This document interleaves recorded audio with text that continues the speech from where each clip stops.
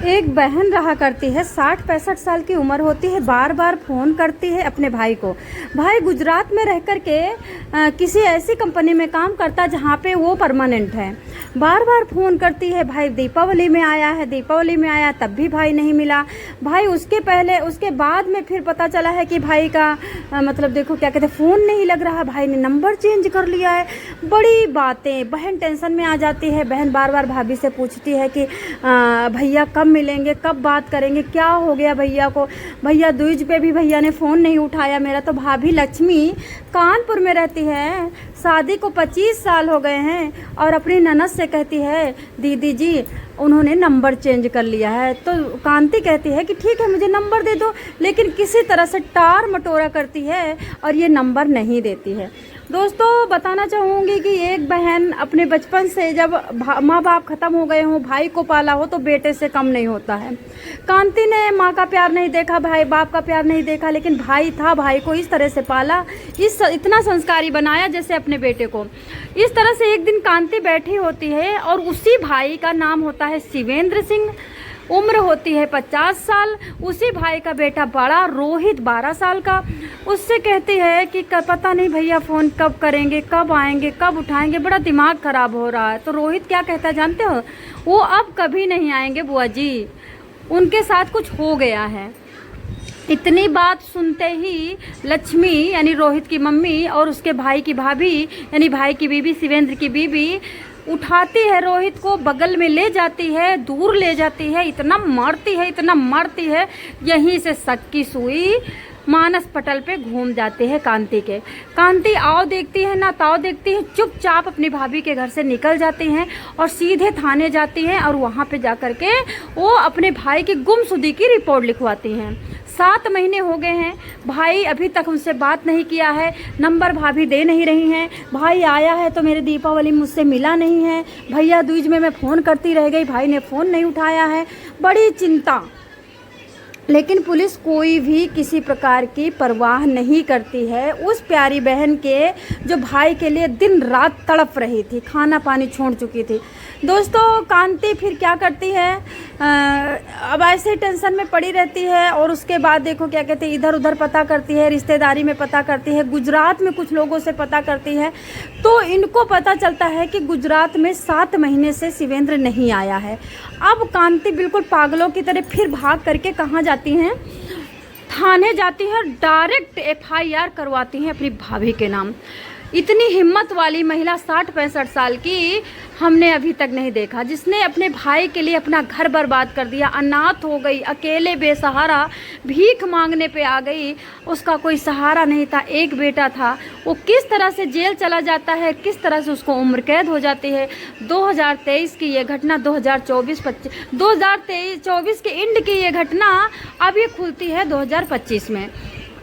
दोस्तों बताना चाहूँगी, रोहित की बात सुन कर के कांति को नींद चैन सब खराब हो जाती है। घर में बैठा सांप जैसा बेटा, कांति का सांप जैसा घर में बैठा 26 साल का बेटा सब कुछ जानते हुए भी घुट घुट रोते हुए अपनी मम्मी को देखता है और कुछ भी सनकता नहीं है, यानी कुछ भी बताने को तैयार नहीं है। मैं सोनी क्राइम न्यूज स्टोरी से आप सबका वेलकम करती हूँ। कानपुर की शिवेंद्र 50 साल की ये घटना आपको किस तरह से द्रवित कर देगी, जिस तरह से मुझे कर चुकी है। आप इसके पीछे के सारे लक्षण जानोगे तो आप भी शॉक्ड हो जाओगे। दोस्तों होता क्या है कि 25 साल का हो जाता है शिवेंद्र, गुजरात ग्लास लिमिटेड में काम करता है और गुजरात में काम करके कभी कभी घर आता है तो दीदी कहती है भैया शादी कर लो, तुम्हारे आगे पीछे का कौन सहारा, तुम अकेले कमाए खटे चले जा रहे हो, क्या करोगे कमा करके। शिवेंद्र कहता है कि दीदी मुझे कोई भी अच्छी लड़की मिलेगी तो मैं कर लूँगा, मेरी समझ से बाहर है, मिलती तो बहुत सारी हैं पर मैं कुछ कर नहीं पा रहा हूँ क्योंकि मेरी समझ से बाहर ही हो जाती है लास्ट में। लेकिन एक दिन भैया खुशी खुशी दीदी से बताता है एक लड़की मिली है, गाजीपुर की, उत्तर प्रदेश की रहने वाली है, नाम लक्ष्मी है, उम्र बहुत अभी 18 साल की है और मैं 25 का हूँ, दीदी क्या मैं शादी कर लूँ। तो दीदी बड़ी खुश होती है, कहती है भैया अगर तुम शादी कर लोगे तो मेरे लिए ज़िंदगी में सबसे बड़ी बात होगी, सबसे बड़ी खुशी की बात होगी। तो इस तरह से शिवेंद्र लक्ष्मी का नंबर लेता है, लक्ष्मी से बातचीत करता है, लक्ष्मी के साथ आता जाता है। लास्ट में लक्ष्मी को इनसे शिवेंद्र से और शिवेंद्र को लक्ष्मी से प्यार हो जाता है। लेकिन लक्ष्मी शादी करने को राजी नहीं थी, सिर्फ जेब काटने को राजी थी। जेब से पैसे निकले और खूब होटलबाजी हो और खूब अच्छी तरह से अय्यासी हो। शादी के बंधन में बंध करके सिंदूर बिंदी लगा करके कौन बैठेगी, घर कौन चलावेगी। लेकिन लास्ट में 1, 2, 3 साल के बाद शिवेंद्र मना लेता है, लक्ष्मी से शादी हो जाती है और दोनों गुजरात में आराम आराम से रहने लगते हैं। लेकिन होता कुछ ऐसे है, एक दिन शिवेंद्र फ़ोन करता है, दीदी मेरी नौकरी तो छूट गई है, कंपनी बंद हो रही है, कंपनी से निकाला जा रहा है, कंपनी में घोटाला पड़ा है, कंपनी में CBI पड़ी है, कंपनी में जांच टैक्स ऑफिसर पड़े हैं, बड़ा हाल ख़राब है।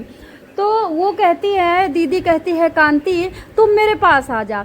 दोनों भाई और भौजाई को बुला लेती हैं और भाई भौजाई घर में आके रहते हैं। तो भांजा कहता है, अब आप यहीं से सोचो कि दीदी नहीं कहती कुछ भी, भांजा कहता है अंदर अंदर क्या चल रहा होगा, कब से चल रहा होगा, कब से उस प्यारे से सीधे से बिना माँ बाप के भाई बेटे को शिवेंद्र को धोखा मिल रहा होगा, कुछ भी नहीं पता चला। भोले लोगों को पता नहीं क्यों कुछ पता नहीं चलता है। भांजा कहता है, कांति का बेटा कहता है कि मामा एक काम करो, आप मेरे जो छोटा वाला प्लॉट पड़ा है कानपुर में पीछे, उधर कहीं मेरे घर के पीछे आजू बाजू में रहा होगा दोस्तों, इसमें अपना छोटा सा घर बनवा लो और आप यहाँ शिफ्ट हो जाओ और मैं आपको एक नौकरी लगवा देता हूँ, प्राइवेट जॉब। कहीं कानपुर में बहुत कंपनी है, भरी पड़ी चप्पल की कंपनी, कपड़ा की कंपनी, लोहा की कंपनी, बड़ी बड़ी दुकानें हैं, गोडाउन है, तो मैं कर देता हूँ। तो मामा कहते हैं कि अरे बाप रे बाप, मेरा भांजा मतलब कितना प्यार दिखा रहा है। वो जो पैसा बैंक में होता है निकलवाते हैं, घर बनवाना शुरू कर देते हैं, सारा सामान आ जाता है, थोड़ी कांति मदद करती हैं, थोड़ी और कोई रिश्तेदार मदद करता है, घर सेटल हो जाता है, घर में गृह प्रवेश हो जाता है और उसके बाद वो रहने लगते हैं, प्राइवेट जॉब पकड़ लेते हैं। लेकिन एक दिन आते हैं तो देखते हैं, ऐसा कुछ देखते हैं कि बड़ी हंसी मजाक से भांजा और मामी नहीं लग रहे हैं, देवर भाभी की तरह नोचा नोची हो रही है, घर छीना झपट्टा हो रहा है, छोटी सी चीज़ के लिए बड़ा हाहा हो रहा है। तो शिवेंद्र कहते हैं कि शिवेंद्र कुछ नहीं बोलते हैं, तुरंत जाते हैं, फ़ोन उठाते हैं, व्हाट्सएप की चैटिंग देखते हैं तो दिमाग ख़राब होता है। जो मजाक चैटिंग में, जो कॉल व्हाट्सएप कॉल एक घंटे की, इनका दिमाग खनकता है। ये आओ देखते हैं ना ताओ देखते हैं, मामा को और भांजे को और अपनी बीबी को डंडा से इतना मतलब थोपते हैं, इतना ठोकते हैं कि एकदम परेशान हो जाते हैं। और वो कसम खाती कि मैं ज़िंदगी में इससे बात नहीं करूँगी, आप मुझे माफ़ कर दो जी। अब ऐसे करके ये माफ़ कर देते हैं। भाई करें क्या, इतनी उम्र में शादी हुई थी, 9 साल की बड़ी थी, छोटी थी बीबी, कहाँ उनको बीबी मिलती। तो कंप्रोमाइज़ तो मर्दों को करना ही होता है, बच्चे चलाना होता। 3 बच्चे भी हो जाते हैं, एक रोहित, एक विकास, एक छोटा सा और चुन्नू मुन्नू करके होता है। रोहित 12 का होता है, विकास 10 का होता है, वो 6 का होता है। तो 3 बच्चों के लिए कंप्रोमाइज़ तो करना ही था। लेकिन फिर क्या होता है कि ऐसे चलते चलते सब कुछ सही चलने लगा था। ऐसे लगा शिवेंद्र को कि सब कुछ सही हो गया है। और एक कॉल आती है गुजरात ग्लास लिमिटेड से और बताया जाता है कि भैया कंपनी खुल गई है, जल्दी आ जाओ। और यहाँ पे जो पुराने हैं उनको सीनियर पोस्ट मिल रही है, जो नए भर्ती हो रहे हैं वो जूनियर बन रहे हैं। इतना बात सुनते ही भाग के शिवेंद्र जाता है और मम्मी से, अपनी दीदी से बताता है, दीदी ऐसी सी बात है और पैसा भी बहुत ज़्यादा है। तो दीदी कहती, बेटा देखो तुम्हारे 3 बच्चे हैं और ये छोटी सी नौकरी में कानपुर में क्या होगा, तुम चले जाओ। अब ये मतलब उठाते हैं, ट्रेन उनके से बैठ के टिकट से चले जाते हैं और 7 महीना वहाँ पे काम करते हैं। ये लौट के आते हैं 2024 के दीपावली में लौट के आते हैं। तो फिर ये व्हाट्सएप उठाते हैं और कॉल्स उठाते हैं, तो फिर वही चैटिंग गंदी, फिर वही दुर्दशा वाली बातें, फिर वही हंसी मजाक, फिर वही पीठ में चक्कू घोपू का काम, आंख में धूल झोंकने का काम, वही नागिन का काम कर रही थी औरत। तो दोस्तों ये फिर खूब पेल के एकदम जम के इनको कूटते हैं, जम के इनकी हड्डी और इनकी नस एकदम बिल्कुल मतलब टघलाग देते हैं। जैसे डालडा नहीं धूप में रख दो तो वो पतला हो जाता है, इनकी हड्डियों की नस एकदम एक एकदम चटका देते हैं। अब ये लोग दीपावली मनाते हैं, पूरा दिन मार खाए रहते हैं दोनों लोग, लेकिन अपनी बहन से नहीं बताते कि बहन को बड़ा दुख लगेगा।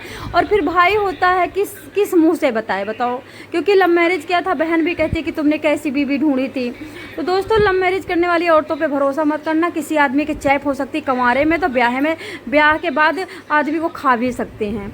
अब ये क्या करता है, दीपावली मनाते हैं, पटाखे फोड़ते हैं, मिठाई बांटते हैं, खूब नाच गाना, खूब अच्छी अच्छी डिशें बनती हैं और उसके बाद सब लोग अपने अपने घर जाने को तैयार होते हैं। और भांजा और जो कांति होती है भांजा की मम्मी, वो अपनी ननद उनको चली जाती हैं और ये फिर लास्ट में बोलती है, लक्ष्मी जी बोलती हैं कि क्यों ना मैं एक अच्छी सी चाय बना के लाऊं जिसमें बढ़िया से कड़क वाली, अदरक वाली और लौंग वाली, काली मिर्च वाली कड़वी चाय। शिवेंद्र कहता है कि हाँ बना लो, मिठाई बहुत खाया, खा के सोते हैं। ये चाय बना के लाती है, चाय में ऐसी मादक वस्तु डालती है कि जिससे कि सब बिल्कुल बेसुध हो जाते हैं, नशे में सो जाते हैं और यूँ कहो कि बेहोश की तरह हो जाते हैं। लेकिन जो बड़ा बेटा था रोहित, उसने चाय क्यों नहीं पी थी, क्योंकि उसने बहुत कुछ खा लिया था और उसने मम्मी को मना भी नहीं किया, क्योंकि मम्मी थोड़ी कड़क थी, मार देती थी नाक पे धड़ाक से। इस वजह से उसने मम्मी को मना भी नहीं किया। तो वो क्या करती हैं कि बेटे को कप वप उठा के डाल देती। इनको पता नहीं चलता है कि ये कहीं से चाय इसमें है और बास बेसिन में चली गई है और सब रात को सो जाते हैं। 2 बजे कुंडी खटकाते हैं और कुंडी खटका करके वो भांजा घर में आता है और भांजा इनको क्या करता है, गला दबा करके और उसके बाद इनको जम के टुकड़ों में काटता है। जब वो चिल्लाता है, चीखता है शिवेंदु दर्द के मारे एकदम, जब गला दबा रहे थे, मतलब गला घूंटने के बाद जो दम घुटता होगा जो भी, तो उधर चिल्ला रहा था, चीख रहा था जैसे मतलब कोई जानवर। रोहित जग जाता है, रोहित दौड़ के भाग के आता है, देख रहा कि वहाँ पे खून का फव्वारा छत पे चला गया था, थोड़ा फव्वारा नीचे जा रहा था, थोड़ा फव्वारा इधर जा रहा था और पैर रगड़ रहे थे। पैर ऐसे मतलब जैसे ज़मीन में रगड़ो दर्द के, उस तरह से रगड़ रहे थे और कांप रहा था बॉडी पूरी।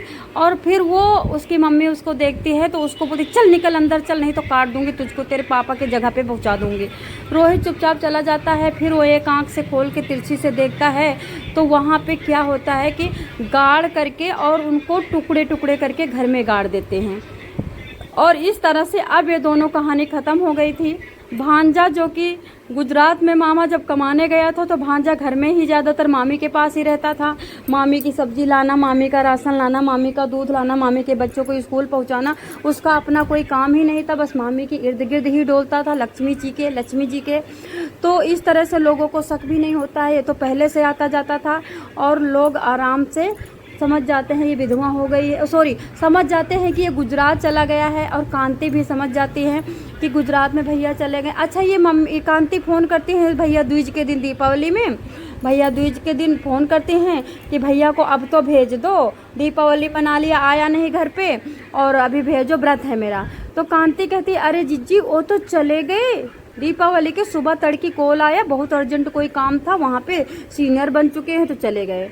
अब इतना सुनते ही कांति भी शांत हो जाती है, अपना जैसे भैया दूज मनाया जाता मना लेती, ख़त्म कर देती है। फोन लगा के ये महिला 7 महीने परेशान होती है और 7 महीने तक मूर्ख बनाता है इसका बेटा और इसकी भाभी।